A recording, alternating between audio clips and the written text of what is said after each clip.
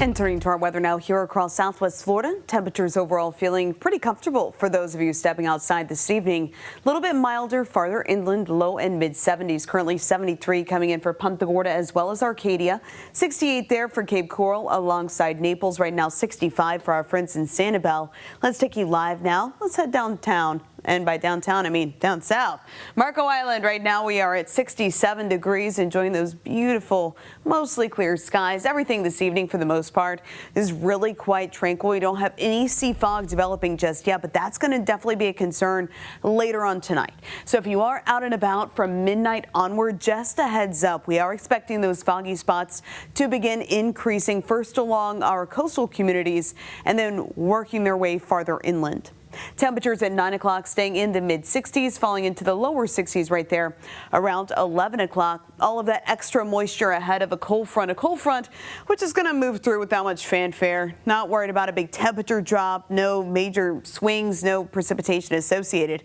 Just that little bump of humidity that will be just enough that we're going to be contending with fog heading into tomorrow morning. So right now visibilities are A-OK as you travel out and about, but by 11:15 tonight, and I'll be with you tracking this for you live on Fox 4 Evening News at 11.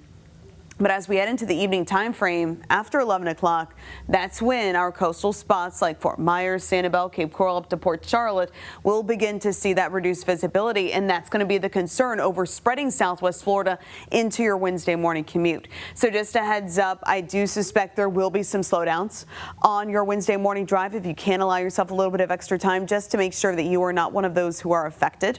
Otherwise, as we head into the afternoon, we can expect lots of sunshine. So let's take a closer look here hour by hour heading into tomorrow morning. Some areas of light mist, foggy spots, and then those foggy spots clear out, giving way to mostly sunny skies as we head into the afternoon. Here are your weather headlines. We'll watch for that fog development tonight into tomorrow morning. Good news is we don't have to worry about it tomorrow night, though. So it's really just tonight and tonight only. And then as for those temperatures, despite that little front coming through, temperatures are going to stay in the upper 70s for those afternoon highs to near 80 degrees as we head through the rest of the work week. So last week was in winter territory, the coldest we've been in about 3 years. Meanwhile, this week we are definitely feeling more like spring, and it does look like even with that little front coming through, radar will stay dry. Wet weather not a factor. Great news for any outdoor plans through the weekend. Not great news though for our drought conditions. So abnormally dry conditions here in yellow, now worsening right there in peach, where moderate drought has officially begun to develop across parts of Hendry, Glades, parts of Highlands County, all of DeSoto, Sarasota, into Charlotte counties. So definitely in need of some wet weather, but it does look like those drought conditions will get worse before they get better. Tonight, fog late. We'll start things off in the low and mid 50s. Afternoon high temperatures in the upper 70s, then lower 80s to wrap up the work week.